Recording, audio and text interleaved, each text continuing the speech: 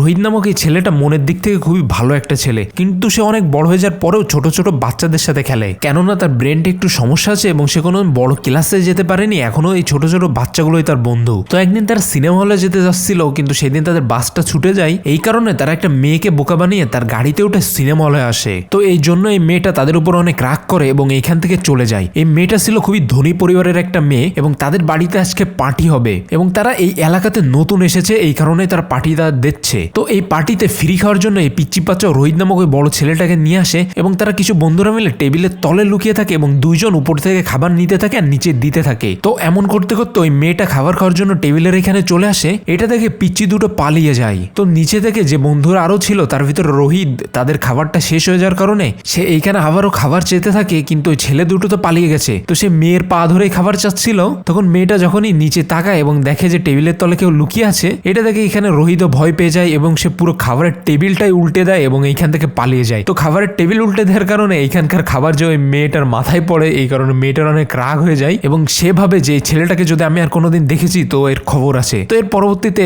রোহিত সহ এই বাচ্চাদের সাথে কি হতে চলেছে এটা দেখার জন্য চ্যানেলটাকে সাবস্ক্রাইব করো।